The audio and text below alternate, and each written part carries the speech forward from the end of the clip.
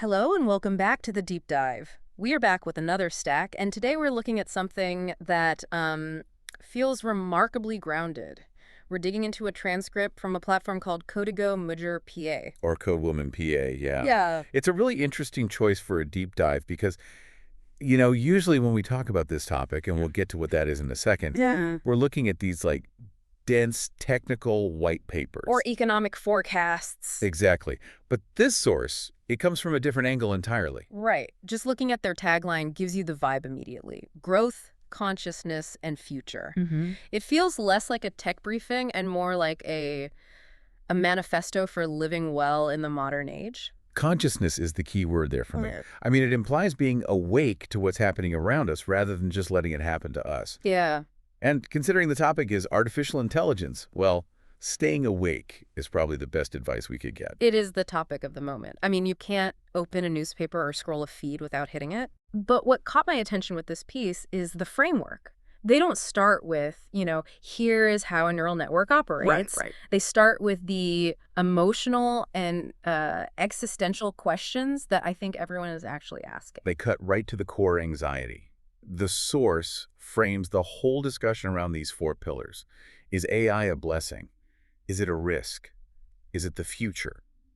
Or is it a threat? And that's the tension we're all feeling, right? Yeah. 1 minute you're amazed because an app identified a plant in your garden. Yeah. And the next minute you're reading headlines about the end of human labor. It's technological whiplash. It is. And the mission of this deep dive, following their lead, isn't to pick a side. We're not here to say it's all good or it's all bad. Right. We are going to walk through the specific pros and cons they've laid out just to understand how this technology is reshaping reality right now. And right now is the key phrase. I think we often fall into the trap of talking about AI as some, future event, like a flying car. But the source makes a point to define the beast in very present tense terms. So how do they actually define AI? Because definitions really matter here. They do, and they keep it refreshingly simple. Hmm. They define it as the capacity of computers to learn, analyze information, and take decisions similar to humans. It's that last part, take decisions similar to humans, that usually stops people in their tracks. Well, yeah. We're used to computers doing math. We aren't necessarily used to them making judgment calls. That's the shift. It's the move from calculation to, analysis and decision-making, but the source immediately pivots from that definition to a reality check. Okay. They emphasize that this isn't science fiction. Yeah. It's not some scene from a movie where a robot walks into a bar. It's much more subtle and much more pervasive. So they lay out this list of everyday reality, and it reads like a diary of my first hour awake. They mention phones, obviously. The portal to everything. Social media, which I think we all know runs on algorithms, but we rarely think of it as AI when we're just scrolling. Right. That's the analyzing information part of the definition at work. Curating what you see based on what it thinks you want. And then maps. They specifically call out maps. That's a great example of the decision-making aspect. Yeah. I mean, when you plug in a destination, the AI is deciding the best route based on millions of data points. Traffic, roadwork. Everything. Yeah, everything. It's making a judgment call that used to be up to the driver. It's funny because if the map app tells me to turn left, I just turn left. I don't even question it anymore. Nope. That's a level of trust, or maybe dependency, which we'll get to, that has built up so quietly. They also mentioned virtual assistants in hospitals. We'll definitely need to double-click on the hospital aspect later. Yeah. Because the stakes there are much higher than missing a turn. For sure. But the takeaway from their intro is clear. The future isn't coming. It's already in your pocket. So if it's already here, we have to decide if we like it. Let's move into the first major section of their analysis, the pros, the blessing argument. They break this down into 4 distinct advantages. Where do they start? They start with the most tangible one, productivity. The classic sell. Do more in less time. Exactly. The test explicitly says it helps us work faster and better. But I think it's important to look at how they describe this. Okay. It's not just about, churning out widgets. They talk about the automation of tasks and organizing information. Which, if you think about it, is really about clearing the clutter. If an AI can handle the repetitive data entry or the scheduling, the chore parts of work, it theoretically frees you up for the actual work. That's the promise. The ultimate benefit they cite is saving time. And in the context of their growth tagline, time is the essential ingredient. You can't grow if you're drowning in busy work. So productivity is about reclaiming time. That makes sense. What's the second advantage? This one is education. And I found this interesting because education is often a battleground when it comes to AI. Oh, yeah. Teachers worried about cheating, students worried about relevance. Exactly. Yeah. But Código MujerPA frames it as a massive facilitator. Facilitates learning. That's a positive spin. How do they see that happening? They list 3 things. First, studying online. Yeah. That seems basic, but AI powers the personalization of those platforms. Sure. Second, and this is huge, translating languages. That is huge. We kind of gloss over it because tools like Google Translate have been around, but the quality has just skyrocketed with AI. It has. They're basically saying the language barrier, which has divided humanity for millennia, is just evaporating. Becoming permeable, at least. And the third mechanism is accessing information in seconds. In seconds. I remember having to go to the library, look up a reference number, find the book. Check the index. Yeah. And now the friction between I have a question and I have an answer is effectively zero. And the source argues this isn't just convenient. It's a fundamental shift in how we learn. The obstacle isn't finding the information anymore. It's knowing what to ask. I like that perspective. Oh. Okay, moving to the third advantage. This is where the stakes escalate significantly. We aren't just talking about efficient emails or quick translations. No. The third advantage is health. And what does the source highlight there? They focus on the diagnostic and treatment side. So detecting diseases, analyzing exams, and improving treatments. The analyzing exams part is fascinating. You think about a radiologist looking at x-rays. They might see 100 a day. An AI can look at millions. The pattern recognition capabilities are just on a completely different scale. Precisely. And that scale translates to accuracy and speed. But the source, they don't get bogged down in the tech. They have a very specific, very human takeaway. Which is? They state, this can save lives. That's the trump card, isn't it? I mean, when you ask, is AI a blessing? If the answer is, it detected my cancer early, then yeah, it's a blessing. It's hard to argue with survival. It anchors the technology in human well-being. Yeah. It's the strongest argument in the pro column, for sure. So we have productivity, education, and health. Those feel very functional, almost utilitarian. But the fourth one, that one caught me off guard. It is a bit of a curveball. The fourth advantage is creativity. Right. Which is usually the thing people say machines can't do. Robots have no soul, so they can't make art. But this source disagrees. They do. They argue that AI inspires creativity. They talk about the evolution of art, music, writing, and design. Evolution is a key word there. They aren't saying AI replaces the artist. Right. It suggests a partnership.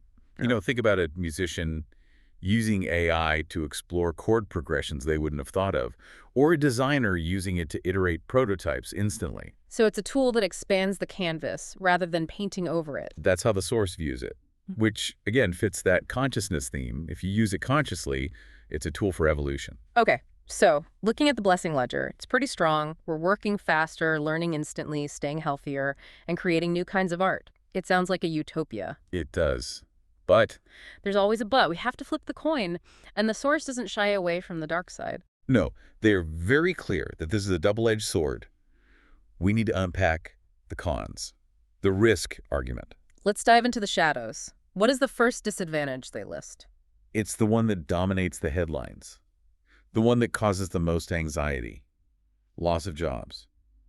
The fear of replacement. Specifically, the source mentions the fear that machines can replace people, but they frame it in a way I really appreciate. They don't just call it a problem, they call it a great social challenge. A great social challenge. I think that distinction is important. A problem sounds like something you can just fix with a patch. Right. A social challenge implies that society itself has to restructure to deal with it. Exactly. I mean, if we have that productivity advantage we talked about, where the AI does the tasks, then what happens to the person who used to be paid to do those tasks? They're displaced. The efficiency of the machine becomes the insecurity of the worker. It's the direct cost of that faster and better promise. Okay, so economic displacement is the first risk. What's next? The second disadvantage is privacy. This feels like the one we've been dealing with for a while, but AI just accelerates it. It puts it on steroids. The source states simply that AI collects a lot of personal information. But the real risk they highlight is the opacity. What do you mean? They say sometimes we don't know who uses it or how. Ah, the black box issue. We feed all this data into these systems, our location, our messages, and it just disappears into a server farm somewhere. We see the output, but we have no idea who's analyzing the input. And their verdict is pretty stark. Our privacy is at risk. It's not a potential risk. It's an active state of vulnerability. So we have the threat to our livelihood and the threat to our private lives. What's the third disadvantage? This one shifts from the external world to the internal world. Dependency. Dependency. Explain that. Well, the text discusses the psychological impact. They argue that if we depend too much on technology, we risk losing essential human skills. And they are very specific about which skills. What are we losing? Thinking critically and solving problems. This connects right back to that maps example we used earlier. Exactly. If I never have to navigate, I lose my sense of direction. But they're saying this applies to thinking itself. Right, it's cognitive atrophy. Yeah. If the AI summarizes the article for you, writes the email for you, decides the schedule for you, are you actually doing the mental rep? Or are you just overseeing the process? That's terrifying. It's the idea that we become passive consumers of our own lives. We lose the ability to just grapple with difficulty. And that links back to the Education Pro. Right. Yes, accessing info in seconds is great, but the struggle to find and synthesize information is often where the real learning happens. If you remove the friction, you might also remove the muscle growth. That is a profound point. We're trading effort for ease, but we might be losing capability in the trade. Exactly. And the fourth disadvantage takes a step back to look at the governance of all this. It's ethics. The big philosophical questions. The source poses two massive questions here. Who controls the AI? Yeah. And who decides what is correct or incorrect? Who decides what is correct? That's the bias question, right? Because AI isn't some neutral god floating in the cloud. It's trained on human data. And human data is messy, it's biased, it's flawed. If the AI is making decisions similar to humans, it's going to adopt those biases. But because it's a machine, we often assume it's objective. Which it isn't. The source warns us against that assumption. So if a small group of engineers in one part of the world decides the ethical framework for an AI used globally, that's a huge concentration of power. It is. Yeah. And that's why the source flags it as a primary risk. Okay, so we've gone through the stack. On one hand, saving lives, exploding creativity, massive productivity. On the other, job collapse, surveillance, brain atrophy, and these huge ethical gray zones. It feels like a stalemate. How does Código MujerPA resolve this? Well, this is where their real insight comes in. They don't just leave us in the tension. They move to a synthesis, starting with what I call the neutrality principle. Which is? They state explicitly, artificial intelligence is not good or bad by itself. Does it mirror? It's a tool. A hammer can build a house or break a window. The hammer has no moral alignment. The source says, it all depends on how we use it. That puts the responsibility squarely back on us. It does. And this is where the source gets very specific about who it is talking to. Yeah. You mentioned the platform is Código MujerPA. The host has a very specific call to action for a targeted demographic. Who is she addressing? She calls out women, leaders, mothers, entrepreneurs. That's a powerful grouping. Why do you think she focuses on them specifically in the context of AI? I think it ties back to that consciousness and future tagline. I mean, these are the groups often responsible for nurturing the next generation, for setting culture in companies, for leading communities. They are the stewards of the human element. So she's basically saying, don't just let the tech bros decide the future. Exactly. She gives them a mandate. She says they must do three things. First, inform themselves. Which is step one of not being a victim of change, right? You have to understand what is happening. Second, adapt. Evolution again. And third, and I think this is the heart of the whole piece, use technology with conscience. With conscience. You know, in all the tech podcasts and business journals I read, I rarely hear the word conscience. I hear ethics sometimes or compliance, but conscience is deeply personal. It is. It implies an internal moral compass. It answers that who decides what is correct? Question. You do. You bring your conscience to the tool. I love that. It reframes AI not as this external wave crashing over us, but as something we can navigate if we have our internal compass set right. Precisely. And that leads into their final segment, which is about the future. So what's the verdict? Is the future bright or bleak? The verdict is that the future is now. They make a bold declaration. The future has already arrived. So stop waiting for the Terminator or the utopia. Deal with reality. Right. The shift in perspective they demand is that the question is no longer if we will use it. That choice has already been made for us. By the market, by society. Yes. The question is how. And do they offer a roadmap for the how? They do. They list 3 pillars for using AI going forward. We've touched on them, but seeing them together is powerful. What are the 3 pillars? Pillar 1, with ethics. We can't compromise on values just for speed. Pillar 2, with responsibility. That speaks to the dependency risk. I mean, being responsible means not letting your brain atrophy. It means checking the work, protecting your privacy. And pillar 3, with purpose. With purpose. That is my favorite one. Why does that one resonate with you? Because technology for technology's sake is just noise. Really? Purpose means I'm using this tool to get somewhere specific. I'm not just scrolling because the algorithm wants me to. I'm using the AI to cure the disease or write the song or organize the business. The human sets the goal. The machine helps reach it. That's a beautiful summary. The human provides the why, the AI provides the how. If we flip that, we're in trouble. That brings us full circle. We started with growth, consciousness, and future. And it seems like the conclusion is you can't have growth without the purpose, and you can't have a safe future without the conscience. It's a very empowering message. It refuses to view humans as obsolete. Speaking of empowering, the source wraps up with some homework for the listener. They do. The host asks the audience directly, what do you think of artificial intelligence? Does it excite you or worry you? Excite or worry? It's the ultimate Rorschach test, isn't it? Based on everything we've discussed, the medical miracles versus the black box privacy issues, where do you think the source wants us to land? I think they want us to land right in the middle. They want us to be excited enough to use it, but worried enough to use it carefully. That's consciousness. That's it. It's alert optimism. Alert optimism. I'm stealing that. And they leave us with a final mantra. And I think this is the perfect note to end on, especially for anyone feeling overwhelmed by all this. Let's hear it. The closing thought is, your voice, your story, your power. Your voice, your story, your power. It's a reminder, The AI can mimic a voice, but it doesn't have a voice. It can generate a narrative, but it doesn't have a story.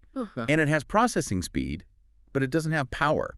Not real, human power, unless we surrender it. That is such a critical distinction. The machine is a synthesizer. The human is the source. Exactly. Well, this has been a surprisingly philosophical journey through a tech topic. It's a good reminder that usually when we talk about technology, we're actually talking about ourselves. Always. The tech is just a mirror. A huge thank you to Código MujerPA for this source material. It really pushed us to look past the specs and into the soul of the issue.